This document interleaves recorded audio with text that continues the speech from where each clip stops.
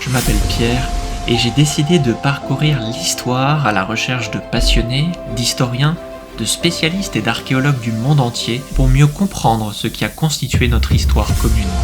Au travers de reconstitutions, de visites guidées de musées, d'interviews et en utilisant la technologie du XXIe siècle, j'offre aux téléspectateurs un nouveau regard sur l'histoire vivante et notre passé.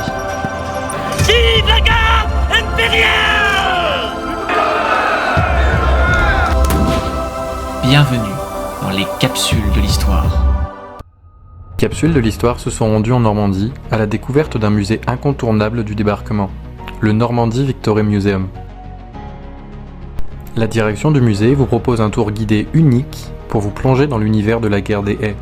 Bonne visite! Eh bien bonjour à toutes et à tous et bienvenue sur la chaîne Les Capsules de l'Histoire. Aujourd'hui nous nous trouvons au Normandy Victory Museum pour découvrir la bataille des haies. Je suis en compagnie de monsieur Godefroy Bossière, directeur du musée. tout à fait. Donc merci de nous recevoir dans ce lieu pour découvrir vraiment cette histoire qui n'est pas souvent expliquée dans l'ensemble des musées. Est-ce que vous pouvez nous parler un peu de ce que l'on va découvrir à travers ce musée ? Absolument. Donc, le Normandy Victory Museum, c'est un musée qui se concentre sur un épisode de la bataille de Normandie qui s'appelle la bataille des haies, donc qui intervient après le débarquement. Donc, en Normandie, il y a énormément de sites touristiques et mémoriels, mais qui sont dans leur majorité liés à l'opération Overlord, donc l'opération de débarquement le 6 juin 1944 et les quelques jours qui suivent. Mais on a tendance à oublier les longues semaines et même mois qui suivent. Qui suivent cette date du 6 juin et qui vont être encore lourds de conséquences sur le plan humain, tant au niveau militaire que civil. Donc c'est vraiment toute cette partie-là qui est développée à l'intérieur du musée, même si on n'oublie pas dès le début du conflit, on part dès 1940 avec une évocation de la campagne de France, de l'occupation, du débarquement, et après on a vraiment ce focus sur le mois de juillet 1944 dans le cœur du bocage. Du coup, pourquoi vous avez choisi le nom de ce musée ? Et bien justement, comme on évoque non seulement le débarquement, mais les longs combats qui suivent et qui finalement vont mener jusqu'à la victoire. Donc c'est vraiment dans ce nom, c'est l'idée de dire la Normandie est un point de départ vers la victoire, et donc on suit vraiment tout ce cheminement à travers la Normandie, et puis aussi en évoquant les combats qui suivent derrière. D'accord. Alors là, si on se met dans le contexte de l'époque, dans cette scène reconstituée derrière nous, qu'est-ce qu'on peut y trouver ? Est-ce qu'on se trouve avant le débarquement, pendant le temps d'occupation, ou bien par la suite lors de cette libération ? Et bien là, en fait, on est dans le hall d'accueil du musée, donc on n'est pas encore tout à fait dans le musée. On a vraiment voulu reconstituer une rue d'époque, donc on se trouve plutôt dans une rue d'époque, mais plutôt dans une période occupation. On voit d'ailleurs ici, là, on est à côté à une voiture française, une Peugeot 202, mais on observe qu'elle a été donc réquisitionnée par l'armée allemande et donc immatriculée pour la Wehrmacht. Et on voit ce contexte d'une rue commerçante, avec notamment les vitrines qui sont protégées par des bandes adhésives en prévention des bombardements d'hiver. Et on a aussi donc des affiches de propagande du régime de Vichy. Donc on est vraiment dans cette période d'occupation. Très bien, écoutez, je vais vous suivre à travers la découverte de ce musée. Absolument, donc suivez-moi. Donc on voit toujours une partie décor dans cette partie hall d'accueil. Et donc Patrick Fissot qui nous rejoint, qui est l'un des trois fondateurs du musée, donc qui était à l'origine du projet en 2017. Et donc je vous laisse entre ses mains pour la visite du musée. Parfait, merci beaucoup. Bon, écoutez, merci beaucoup de nous recevoir dans avec plaisir. Ce musée. C'est un musée assez atypique. On va même être un peu immergé dans l'ambiance de l'époque. Donc je vais vous laisser un peu nous présenter ce musée, les différentes scènes que vous exposez. Et voilà, on va déambuler ensemble pour que vous découvriez un peu l'ensemble de ce site. Quelques éléments pour démarrer. C'est un musée qui a été créé en 2017, donc on est relativement récent. On a fêté les 5 ans du musée là, il y a quelques semaines. Derrière cette aventure, il y a 3 partenaires. Donc Christophe Bossière qui est le propriétaire des murs, et puis des collections de véhicules qu'on verra dans le musée. Nicolas Bellet qui lui est expert comptable sur la région de Granville et qui est également collectionneur comme moi-même.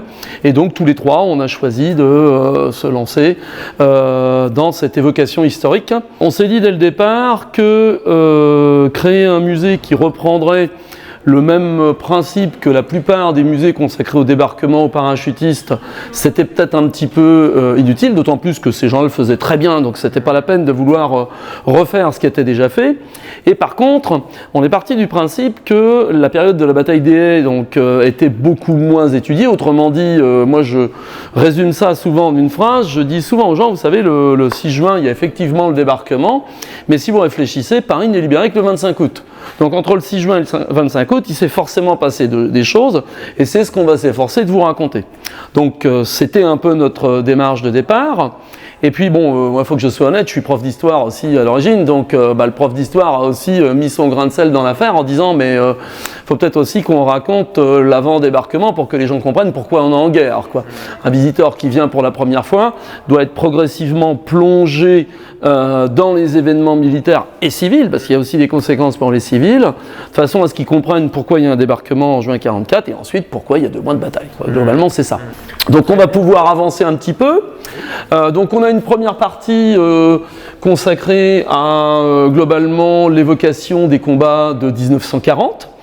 L'idée étant de rendre hommage aux soldats qui se sont battus, notamment sur la ligne des Marais dans la Manche. Donc là, les visiteurs pourront découvrir des anecdotes, des objets, des mannequins mis en vitrine et ainsi de suite. Tout cela en situation pour faire comprendre que lorsque l'armée Rommel arrive dans la Manche, c'est ça qui est assez amusant parce que le général Rommel à ce moment-là est inconnu, hein, on est le 17 juin 40, il a déjà une petite renommée, mais pas internationale, c'est pas encore le maréchal qu'on connaît en 1944, mais il s'engage auprès d'Hitler à capturer Cherbourg le plus rapidement possible, et puis finalement il va être mis en échec par une poignée de soldats français.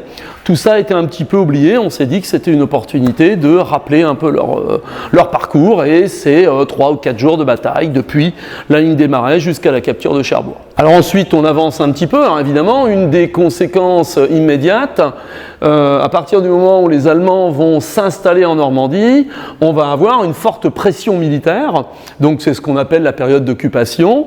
On a donc reconstitué ici l'ambiance autour d'un bistrot, d'un café du commerce, avec une multitude de soldats allemands en situation, l'idée étant de montrer la pression importante exercée par les troupes allemandes sur le département, avec là encore une occasion pour nous de présenter toutes sortes de matériel d'époque dans un contexte donc qui est plutôt, on va dire globalement 43-44 quoi, à peu près. Avant, on se situe avant les opérations de débarquement.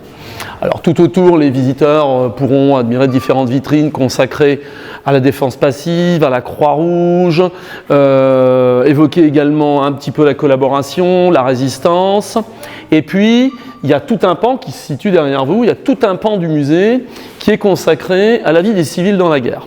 Parce que là aussi c'est un parti pris que l'on a pris dès le départ. On s'est dit que la guerre était une affaire de militaires, ça c'est une chose indéniable, mais que pour autant les civils allaient y participer ou allaient subir les événements, mais ça a des tas de conséquences sur leur quotidien, avec les privations, avec le rationnement, avec les différents contrôles et ainsi de suite. Et tout ça, on a voulu le raconter au travers de différentes vitrines, au travers de mises en scène, pour rappeler finalement que dans la Manche, concrètement, les populations civiles ont souffert pendant la guerre et on le retrouvera un peu comme fil rouge à différents endroits, quoi. Donc ensuite, on a fait un petit focus un peu plus approfondi sur tout ce qui concerne la résistance, parce que même si l'effectif global de la résistance n'est pas très très important, enfin dans la Manche en tout cas, puisque on est aux alentours des 2000 résistants répertoriés, ce qui fait, enfin au printemps 44, ce qui fait une très faible part par rapport à une population d'un peu plus de 400 000 habitants. Mais globalement, ces résistants vont avoir un rôle important dans le sens où ils vont faire du renseignement. Ça va être leur mission principale. Et ils vont diffuser également une propagande ou une contre-propagande, si on préfère, pour revenir un petit peu sur le message largement diffusé par les Allemands ou par Vichy, qui consiste à dire que la guerre est plutôt en leur faveur, que la victoire va s'annoncer, alors qu'en fait, du côté de la résistance, on est convaincu du contraire. Donc on présente quelques pièces relativement rares en ce qui concerne la résistance, et puis une mise en scène avec un atelier clandestin d'impression où l'on va voir une jeune fille occupée à éditer des tracts, lesquels vont permettre donc de rectifier un petit peu la vision que les civils peuvent avoir sur la situation sous l'occupation. Tout ça dans une sorte d'atelier de menuiserie, bien dissimulé, de façon à ce que ils ne soient pas ennuyés et éventuellement arrêtés, puisque c'est le principal risque lorsqu'on est dans la résistance. C'est d'être repéré ou dénoncé et bien sûr ensuite arrêté et interné pour le plus souvent, quoi. Alors là, on vous fait traverser un blocos avec la reconstitution d'un poste de commandement allemand. L'idée, c'est d'évoquer le mur de l'Atlantique. Et ensuite, alors ça, c'est une des particularités du musée. Je vous invite à bien vouloir embarquer dans un authentique Higgins Boat, autrement dit, ce fameux navire de débarquement qui a été utilisé en 1944 pour les troupes américaines. Alors vous avez sur la droite, bien entendu, les GIs qui sont en train de descendre depuis les gros navires via les filins et qui vont ensuite rejoindre la barge de débarquement. Barge de débarquement qui nous sert de prétexte à la présentation d'un témoignage d'un vétéran américain qui a débarqué avec la première vague le 6 juin 1944 devant Omaha. Et puis, donc, reconstitution en arrière-plan également de tout le personnel, tout l'équipage d'une barge de débarquement, donc dans son intégralité, comme en 1944. Donc cette barge a été entièrement restaurée par nos soins durant l'hiver. On a profité de la période d'hiver pour la remettre en condition. Et tout est rigoureusement authentique et reprend les standards de l'époque. Et ensuite, donc, on va débarquer comme si on était sur la plage d'Omaha. Donc, vous avez les fameux obstacles de plage, et puis différents mannequins, différentes vitrines qui reprennent le rôle essentiel de l'US Navy, mais aussi des engineers, ceux qui vont détruire tous les obstacles de plage, ceux qui vont faciliter la progression des troupes.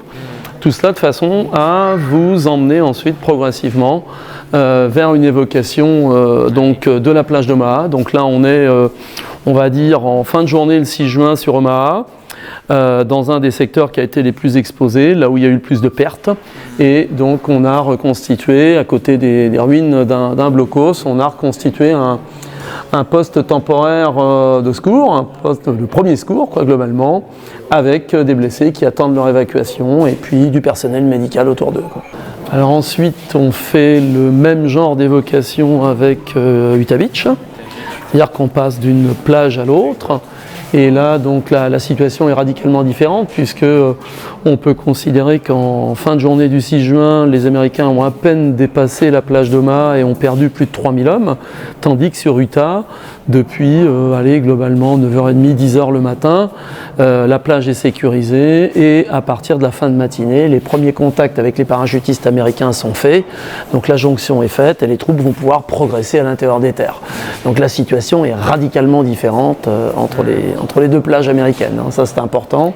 Voilà. Alors on n'oublie pas bien entendu les parachutistes américains dont le rôle a été déterminant dans la nuit du 6 juin puisque eux vont ouvrir la route, baliser finalement la route pour les troupes qui vont débarquer par la mer le lendemain matin. Et bien sûr, ces parachutistes américains vont avoir une mission particulièrement difficile, avec des pertes considérables et des histoires d'hommes qui sont fantastiques. Donc on s'efforce d'en raconter quelques-unes au sein du musée, que ce soit par le biais donc, des mannequins qui sont présentés, des objets qu'on peut voir dans les vitrines, et puis dans les différents récits qu'on peut trouver un peu partout dans le musée. Voilà, donc là, on a une évocation de la progression des troupes vers Cherbourg, et puis, à un moment, vous êtes obligé de vous arrêter parce que vous avez devant vous des unités allemandes, donc c'est quasiment les premières qu'on rencontre pour l'instant, et il s'agit d'unités de la Luftwaffe, autrement dit de l'aviation, et plus particulièrement de la Flak, c'est-à-dire de la défense antiaérienne. Et ces gens-là vont avoir un rôle déterminant parce que, comme on va le voir par la suite avec la vitrine à proximité, mais aussi avec la mise en scène, une des missions principales de ces unités va être de détruire le maximum d'avions pour essayer de rétablir un petit peu l'équilibre, mais ça ne sera jamais possible parce qu'en fait les Américains ont, et les Anglais bien entendu, ont la maîtrise du ciel là où les Allemands n'ont plus suffisamment d'appareils. Il leur reste la DCA pour espérer limiter le rôle de l'aviation, mais tous ces aviateurs qui décollent avec l'équipement tel qu'il est dans cette vitrine, tous ces aviateurs vont jouer un rôle clé dans la progression des troupes américaines parce qu'en fait les P-47, les P-51 et tous les appareils qui vont décoller notamment à partir d'ici, là, à côté du musée c'était un aérodrome temporaire américain dès la mi-juin 1944, tous ces appareils vont appuyer la progression des troupes américaines à l'intérieur du bocage ou alors vont détruire des points de résistance ennemis. Alors on a également une des pièces majeures du musée qui est une reconstitution parce que en fait donc toutes les pièces dans le musée bien entendu sont authentiques hormis cet appareil, finalement c'est une maquette échelle 1 d'un avion américain de type P-47, donc un chasseur bombardier, et on a choisi de le représenter dans une situation de crash telle que vous le voyez là. Là, on a une scène qui va en fait en parallèle de l'évocation de l'aviation américaine. À partir du moment où les troupes américaines vont avoir débarqué et commencé à progresser à l'intérieur du bocage, les Allemands vont réagir et vont s'efforcer de mobiliser les renforts dont ils disposent, ce qui n'est pas suffisant, mais ils vont tout du moins parvenir à amener en Normandie un certain nombre de divisions blindées, un certain nombre de divisions d'infanterie. Le problème, c'est qu'ils n'ont plus la maîtrise du ciel et ils ont aussi des gros soucis d'acheminement de ces unités. Donc on a représenté ici un véhicule français de prise, on a représenté une compagnie cycliste et on a également représenté un début de convoi hippomobile parce que ça va devenir finalement un des éléments majeurs au sein de l'armée allemande en Normandie. C'est quelque chose qu'on oublie souvent, mais près des 2/3 du transport de marchandises ou de soldats en Normandie, c'est fait avec des chevaux, quoi. Et pourtant, on est en 1944. On a l'image d'une armée allemande moderne, mécanisée, certes, mais c'est vrai pour les États-Unis, ça l'est moins pour l'Allemagne parce que le front russe a été très coûteux, et la capacité à renouveler le matériel est loin d'être aussi évidente. Et donc là, nous avons une partie du musée un petit peu plus intimiste où le visiteur peut prendre quelques minutes pour écouter le témoignage d'un pilote américain qui raconte son expérience, qui raconte sa bataille de Normandie. Il était à la tête d'un P-47, il a vu un de ses collègues se faire tuer en vol. C'est assez émouvant, mais ça permet de donner du sens à ce qu'on fait, c'est-à-dire on recrée une scène avec des mannequins, mais ça renvoie à un événement historique qui a effectivement eu lieu. On essaye pour le visiteur de faire un lien entre ce qu'il voit au travers des scènes et ce qui s'est réellement passé en 1944. L'idée, c'est vraiment d'essayer d'approcher l'histoire au plus près et puis de rester au maximum dans l'authenticité. Et c'est aussi pour ça qu'en face de cette scène avec l'avion craché, on a choisi de reconstituer les ruines d'une maison. Donc toujours avec ce fil rouge lié à la vie des civils pendant l'occupation et ensuite pendant la bataille. Les civils sont confrontés aux réalités de la guerre au travers des bombardements, des mitraillages, des attaques aériennes. Et bien évidemment, ça a des conséquences fâcheuses. C'est plus de 3000 morts dans le département de la Manche en 1944, entre, on va dire, les mois de juin, juillet, août et un petit peu septembre, parce qu'on a des victimes directes et indirectes, évidemment. Ça permet de réfléchir à ce que pouvait représenter la réalité d'un conflit qui n'est pas seulement ce qu'on peut voir dans les films. Dans certains, c'est très bien retranscrit, dans d'autres, ça l'est beaucoup moins. Donc là, on vous fait traverser un chemin creux du bocage normand.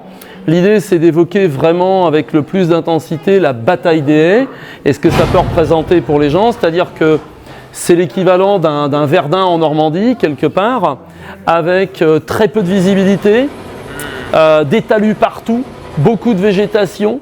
Certains aux États-Unis ont comparé ça à des combats de jungle. Et au beau milieu de tout ça, des troupes américaines qui sont complètement perdues dans un univers qu'elles ne maîtrisent pas, et en face d'elles, des troupes allemandes qui ont une capacité de renouvellement qui est nettement moins importante, mais qui ont eu plusieurs mois, si ce n'est plusieurs années, pour se préparer, s'organiser et qui connaissent redoutablement bien le bocage. Ce qui fait qu'avec quelques hommes bien organisés, un mortier, une mitrailleuse, voire une position d'artillerie, les Allemands vont avoir la capacité à fixer les troupes américaines pendant des semaines et causer des pertes très importantes à l'occasion. Et donc là, comme vous pouvez le voir, l'horizon s'élargit un petit peu, c'est clair. On est sorti justement de cette période de la bataille des Haies et on n'en sort pas par hasard, on en sort parce qu'en fait, il y a une percée qu'on appelle l'opération Cobra. C'est une reprise de la guerre mécanique telle qu'on la faisait avant et c'est une reprise de cette façon de faire la guerre que maîtrisent les Américains. Cette opération Cobra va démarrer au 25 juillet et va mobiliser plusieurs divisions blindées pour relancer donc la guerre de mouvement. Donc là on a une automitrailleuse M8, on a à côté un Avtrank avec une multitude de soldats qui pour la plupart sont issus de la 2e division blindée américaine, plus un fantassin de la 8e d'infanterie. Mais tous ces soldats donc, vont jouer un rôle clé dans cette percée qui va permettre en fait en l'espace d'une dizaine de jours de redonner l'avantage aux troupes américaines qui vont pleinement reprendre le contrôle donc, de cette bataille qui s'enlisait depuis des semaines. Là, on se trouve devant une herse. Oui, alors c'est assez, ça peut paraître surprenant, ça peut paraître étonnant comme objet. On pourrait penser à un objet d'une autre période historique, pourquoi pas l'époque des Romains ou le Moyen-Âge, mais pas du tout. En fait, il s'agit d'un hedge cutter, donc une herse de franchissement, si on veut, qui est due à un sergent américain qui s'appelait Curtis Collins et qui, par pragmatisme, alors que les équipages de chars américains sont confrontés au franchissement des haies, ce qui est quand même relativement compliqué, ce qui les expose aux tirs ennemis, les équipages, les uns après les autres, sont immobilisés, tués ou blessés par les Allemands.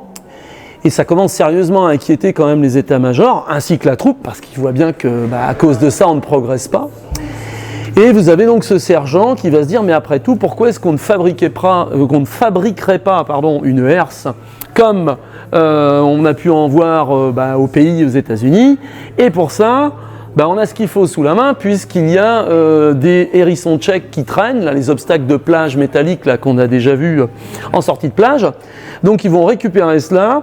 Avec des soldats du génie, ils vont souder ça sur un longeron central, mettre en place une béquille, des systèmes d'ancrage et installer ça à l'avant du char. Avec ça, ils vont pouvoir franchir plus facilement les haies, non pas en montant par-dessus, mais en les défonçant. Ce qui va leur donner un petit avantage en termes d'effet de surprise. Alors celle-ci a manifestement été endommagée, elle a dû soit sauter sur une mine, soit avoir un souci technique, parce que quand elle a été retrouvée, les dents de la herse étaient un petit peu dans tous les sens. Donc on l'a restaurée pour qu'elle soit présentable au public, et c'est une des seules visibles en Normandie. Il y en a une à l'Overlord Museum, je crois, et je pense que ce sont les deux seules qu'il y a connues visibles en Normandie. Donc la conséquence pour les troupes allemandes, pendant qu'on a vu la fameuse percée, c'est qu'en fait elles vont se retrouver prises au piège, débordées par des événements qui vont beaucoup plus vite que ce qu'ils avaient prévu de leur côté. La force mécanique profite essentiellement aux Américains, tout comme la maîtrise du ciel, parce que les Allemands ne vont pouvoir se déplacer finalement que de nuit. Et petit à petit, au sud de la ville de Coutances, se retrouver prisonniers dans un encerclement qu'on appelle la poche de Roncé, dont ils vont tenter de sortir par des contre-attaques particulièrement violentes, qui auront lieu entre les 28 et 30 juillet, alors qui vont leur permettre de faire sortir un certain nombre de troupes, mais le bilan de cette opération autour de Roncé est quand même assez catastrophique pour les Allemands, puisqu'ils ont perdu plus de 530 véhicules lourds, donc on entend véhicules blindés, chars, pièces d'artillerie, transport de troupes, etc., et qu'ils ont perdu également plus de 5000 hommes qui sont soit blessés, soit tués, soit prisonniers. Donc là, voilà, c'est finalement les débuts de ce qu'on verra quelques semaines plus tard à Falaise. Mais la poche de Roncé conditionne ce qui va se passer à Falaise après, quoi, en fait. On avait des troupes parachutistes Allemandes, oui, absolument, là, oui. Donc là, par exemple, vous avez une représentation des dernières unités survivantes du Fallschirmjäger Régiment 6, du baron von der Heydte, qui pour la plupart ont été non pas dissoutes, mais petit à petit éliminées du fait des combats, parce que ces unités sont engagées dans la bataille depuis le 6 juin. On peut même dire que dans la nuit du 5 au 6 juin, les premières unités parachutistes allemandes sont mobilisées face aux para-américains, et ils vont combattre sans arrêt jusqu'à donc cette fin juillet, où une partie va être faite prisonnière donc dans la poche de Roncé, et le reste va parvenir à s'échapper par le flanc sud. Que trouvons-nous ici sur notre gauche? Alors là, on a effectivement, vous avez l'œil, une des pièces, si ce n'est la pièce la plus rare du musée. Alors, vous seriez venu ce week-end lors du Cobra Festival, on avait 3 machines du même style, l'une à côté de l'autre. Il s'agit en fait d'une machine à crypter Enigma, rendue célèbre par l'histoire d'Alan Turing, rendue célèbre par le film Imitation Game, etc. Globalement, c'est donc une machine à crypter l'information, à coder l'information, utilisée par les officiers du chiffre dans chaque régiment, dans chaque unité apte à coder des informations. Et ça va donc permettre chaque jour d'envoyer en toute sécurité d'une unité à l'autre des messages d'information. À cette époque-là, ça avait été déchiffré aussi par les Américains? Absolument. Alors, les Américains l'ont déchiffré, mais en fait, eux, ça a été un marché qu'ils ont passé avec les Anglais. Pour revenir à l'origine des choses, les premiers à décrypter Enigma sont les Polonais et les Français. Ce qui veut dire qu'en 1940, on avait déjà décrypté Enigma, mais les Allemands ne l'ont jamais su. Il faudra attendre 1973 pour que les Allemands apprennent dans un livre écrit par un Anglais que finalement leur système Enigma, leur code Enigma avait été cassé dès 1940. Bon, alors bien évidemment, en 39-40, les Français comme les Polonais ont été obligés de quitter l'Europe du fait de la progression allemande. Ils se sont réfugiés en Angleterre, ils ont continué leurs travaux. Le gouvernement anglais a mis à leur disposition des scientifiques comme Alan Turing, qui va très largement faire avancer l'analyse, et des locaux également comme Bletchley Park. Et globalement, à partir de 1940, l'armée anglaise a un coup d'avance, je dirais, sur les Allemands parce qu'elle est en mesure de déchiffrer Enigma. Les Américains, eux, n'entrent dans l'affaire que lorsque les Anglais commencent à avoir des difficultés à se procurer les matériaux pour fabriquer les systèmes de décodage. Donc il va y avoir une sorte d'arrangement qui est passé entre Anglais et Américains. On vous fournit tous les matériaux dont vous avez besoin pour fabriquer ce qu'on appelle les bombes, c'est-à-dire l'ancêtre de l'ordinateur, hein, c'est l'engin qui va décoder Enigma, mais en contrepartie, vous nous donnez une copie des messages. Alors une des particularités du musée, c'est aussi que vous pouvez manipuler des objets qui sont des reproductions d'objets d'époque, bien entendu, et vous pouvez avoir un ordre d'idée de ce que pouvait être le port d'un casque de parachutiste, par exemple, pendant toute la journée. Idem avec la fameuse mitraillette, la MP40, le Schmeisser. Donc le but n'est pas de jouer à la guerre, mais le but est de se rendre compte de ce que pouvait représenter ce genre d'objet, de le manipuler. C'est une des particularités qu'on avait mise en place également au début du musée, ça, mettre des objets à disposition du visiteur. Ce sont des reproductions, mais qui sont assez fidèles donc aux objets d'époque et qui permettent donc de se rendre compte de manière un peu plus précise de ce que pouvait être l'équipement du soldat. Donc là, on est quelques jours après la poche de Roncé, dans le secteur d'Avranches. Les Américains font prisonniers les derniers soldats de la SS qui sont encore dans le secteur. On pourrait considérer finalement au tout début août que la bataille est presque finie dans le département de la Manche, mais pour autant, ce serait oublier un des éléments essentiels qu'est l'opération Lüttich. C'est-à-dire qu'en fait, le 7 août, Hitler va tenter un dernier coup de dé, c'est un ultime pari. Il va rassembler un maximum de troupes allemandes, des formations blindées, des unités de la SS. Il va, entre guillemets, racler les fonds de tiroir parce qu'il n'a plus beaucoup de réserves pour pouvoir monter cette opération. Et à la surprise générale, il va tout de même parvenir à créer une percée dont l'objectif est d'isoler les troupes américaines qui ont franchi le pont de Pontaubot et ensuite le Mont Saint-Michel et qui sont avancées sur la route de la Bretagne les isoler du gros des troupes qui est encore dans le centre-Manche.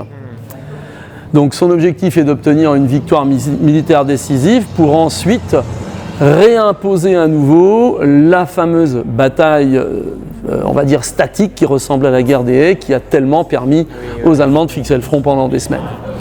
Alors les Américains vont être relativement surpris, c'est pour ça qu'on a représenté dans un foxhole un soldat américain seul avec son bazooka, confronté justement à une multitude de véhicules et de soldats allemands qui arrivent en face de lui. L'idée, là encore, c'est de raconter une histoire, d'évoquer donc cette bataille de Mortain, parce qu'elle a quand même duré pendant plus d'une semaine. Et pour les troupes américaines, c'est un de leurs plus mauvais souvenirs. Elle a été particulièrement coûteuse. Les unités qui sont engagées à Mortain ont des pertes très très lourdes. Et ça, c'est quelque chose qu'on a souvent oublié. Et donc là, on a reconstitué l'histoire du bataillon perdu. Cette fameuse unité américaine qui s'était retrouvée sur le haut de la colline de Mortain au moment où tout le village toute la ville avait été capturée par les SS. Et cette unité américaine a tenu pendant près d'une semaine jusqu'à ce qu'elle soit relevée par les renforts américains qui sont arrivés. Et donc là, dans cette petite scène, nous avons repris les photos dont on dispose pour le secteur de Mortain. On a reconstitué les mannequins à partir de ces mêmes photos. Et donc on est sur une évocation de l'immédiate après-bataille, c'est-à-dire que globalement, les Américains ont tenté de sortir un piano pour en jouer, mais il est en particulièrement mauvais état du fait des combats, il est criblé d'impact, et donc ils vont jouer un petit air festif sur un harmonium qu'ils ont récupéré à proximité. Donc là il s'agit d'une scène évoquant les débuts de la reconstruction et les difficultés qu'il y a pu y avoir dans les premiers mois qui ont suivi la libération, puisque beaucoup de gens ont été obligés de vivre dans les ruines ou dans les premiers baraquements. Donc là, on a figuré une femme seule avec son fils, attendant désespérément des nouvelles dans la presse de son mari qui, lui, est toujours en Allemagne.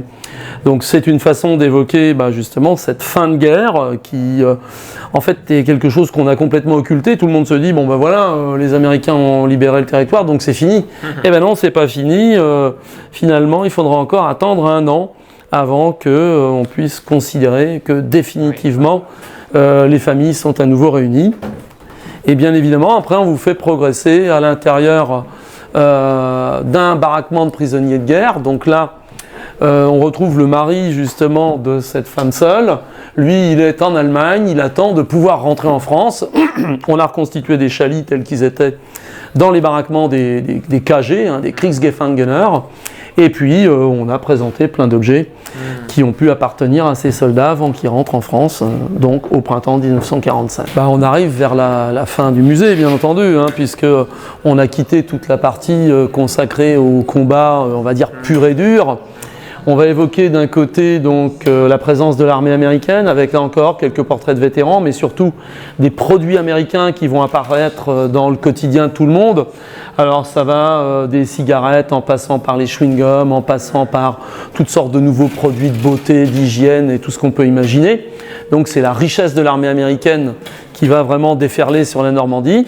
Ça, c'est un des pans, on va dire, majeurs de la présence américaine en Normandie. Et puis, à l'opposé, de l'autre côté, on a l'évocation des conséquences plus difficiles de la guerre. On retrouve les prisonniers, on va retrouver le déminage, on va avoir également une évocation du retour des déportés, parce qu'ils sont souvent oubliés, même à l'époque d'ailleurs. Et on a une particularité, c'est qu'on est propriétaire de 2 tenues de déportés, qui sont des déportés politiques qui ont été arrêtés respectivement en 1943 et 1944, internés pour l'un à Ravensbrück, pour l'autre à Dora-Mittelbau. Et pour chacun, comme on peut le voir dans la vitrine, j'ai eu la chance de pouvoir retrouver toutes les informations permettant de retracer en détail leur parcours. C'est pas seulement un objet, c'est derrière l'histoire d'un homme confronté aux réalités de la guerre, interné par les nazis pour résistance dans les 2 cas. Donc celui-ci est arrêté à la frontière belge pour avoir participé à un groupe de résistance. Il est interrogé, il est torturé et ensuite donc envoyé en juin 1944 jusqu'à Buchenwald, tandis que la deuxième tenue, celle-ci a été retrouvée l'année dernière, et il s'agit de la tenue ayant appartenu à un autre résistant qui, lui, a été arrêté pour avoir fabriqué des faux papiers, et là encore a été déporté au camp de Dora. Et donc la dernière partie majeure du musée est quelque chose de tout à fait particulier qu'on avait voulu vraiment considérable dès le début de l'ouverture du musée, c'était insister sur le rôle des femmes dans la guerre. C'est un petit peu notre fil rouge évoquant les civils qu'on a pu rencontrer à plusieurs moments dans le musée. On est aussi parti du principe que la guerre est d'abord une affaire d'hommes, enfin du moins c'est ce qu'on a dit pendant longtemps. Nous on est parti de l'effet inverse, on s'est dit oui d'accord, alors certes les hommes y ont joué un rôle important, mais les femmes ont eu un rôle tout aussi déterminant. Alors on les rencontre à travers l'effort de guerre, on les rencontre dans la vie de tous les jours en tant que civils devant régler les problèmes du quotidien, on les retrouve parfois dans la résistance, on les retrouve sous l'uniforme, et on a voulu donc figurer tout ça à l'intérieur du musée. Alors ici on se retrouve dans une vitrine assez impressionnante parce qu'on se rend compte que le temps est passé. Absolument. Qu'est-ce qu'on peut y trouver ? Moi je sais que c'est une des vitrines avec laquelle je conclus souvent la visite du musée autour d'une idée assez simple. Je dis voilà, la Normandie c'est une terre d'histoire, dès que vous creusez un petit peu vous allez trouver des souvenirs d'un passé révolu qui finalement n'est pas si loin que ça, et principalement 1944. Donc on va y trouver des objets qui ont été découverts lors de terrassements, lorsqu'on a passé une canalisation, creusé un puits, ou tout simplement lorsque l'on a cherché sur un champ de bataille avec un détecteur de métaux. Et ce sont des objets qui sont évocateurs de la bataille. On a aussi voulu insister sur un phénomène, c'est l'importance des objets dits impactés, c'est-à-dire criblés d'impact, pour pouvoir, que ce soit des casques, que ce soit des gamelles, des bidons et ainsi de suite, pour pouvoir faire comprendre, notamment aux jeunes générations qui sont un petit peu trop marquées par Call of Duty, que lorsque le soldat qui portait ça à l'hanche ou qui portait ça sur la tête a été transpercé par les éclats qu'on peut imaginer, il a certainement été très gravement blessé, il s'en est pas relevé 30 secondes après pour démarrer une nouvelle partie. Et généralement, ça marche plutôt bien, c'est-à-dire que les jeunes générations comprennent que finalement, entre le cinéma ou les jeux vidéo et la réalité, il y a une marge considérable, quoi. Si on a réussi ça, je pense qu'on a réussi à faire comprendre des choses à des gens qui ne les réalisaient pas forcément au départ, hein. Donc ça, c'est le premier pan. Et de l'autre côté, on a, et ça c'est quelque chose auquel je tenais, on a des objets également qui ont été ramassés sur le champ de bataille, dans les caves, dans les greniers, ainsi de suite, mais qui n'ont pas été nettoyés. Okay. Le but, c'est de montrer aux gens que l'on ne trouve pas que des objets en parfaite condition, comme ce que vous avez pu voir à l'intérieur du musée, mais on trouve aussi des témoins d'histoire qui sont dans un état plus déplorable, qu'on aura du mal à rattraper, et ainsi de suite, mais qui sont autant d'éléments intéressants quand même pour comprendre ce qu'il a pu se passer en 1944. Écoutez, merci beaucoup pour merci à vous. Visite passionnante. Ça a été un musée hors du commun, parce qu'on a été à la fois dans l'immersion, on a découvert aussi des batailles qui ne sont pas forcément évoquées partout, dans les histoires, etc. Et puis ça permet de rappeler aux téléspectateurs que la bataille de Normandie ne s'est pas arrêtée le 6 juin, qu'elle s'est poursuivie de longues semaines, que beaucoup de soldats sont morts sur ces terres ici. Il y a une question qui est pour moi importante sur le devoir de mémoire, c'est une bouteille à la mer. Pour les jeunes générations qui viennent pour le musée, les téléspectateurs qui nous regardent également, est-ce que vous avez un message à leur transmettre par rapport à ce que vous avez fait ici dans le musée, et puis pour l'avenir de ces jeunes générations qui n'ont pas connu la guerre et qui découvrent tout cet univers? Qui prennent conscience de ce qui s'est déroulé chez nous ici en Normandie. Ils sont au cœur de l'histoire, ils vont vivre cette histoire au travers de la découverte des musées, de la découverte des champs de bataille, au travers d'une multitude d'expériences.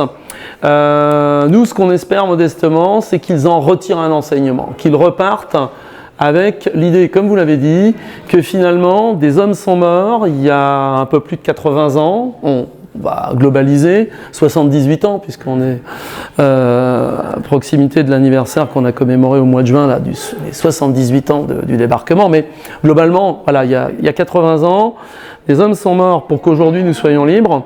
Des hommes ont accepté ce sacrifice, ont accepté de traverser l'Atlantique pour venir débarquer en Normandie, ont accepté de s'engager contre des régimes politiques qui ne leur convenaient pas. Ces hommes sont morts, et comme ceux, par exemple, de la Première Guerre mondiale, il ne faut pas que leur sacrifice ait été vain. Il faut qu'on sache aujourd'hui en tirer les conséquences. Maintenant, j'ai envie de dire, la balle est dans leur camp. Hein. Tout à fait. Bah, écoutez, merci beaucoup pour ce message. J'invite toutes celles et ceux qui nous ont regardés à venir découvrir ce musée en Normandie, pas très loin de 40 ans. Et n'hésitez pas, si vous avez des questions, des interrogations, vous trouverez dans la description les liens pour découvrir le site internet du musée. Encore merci beaucoup. Pas de problème. C'était un réel plaisir de venir ici chez vous et de redécouvrir cette bataille des haies. À très bientôt tout le monde, et au plaisir de vous y découvrir ici au musée, et à bientôt sur la chaîne. Au revoir.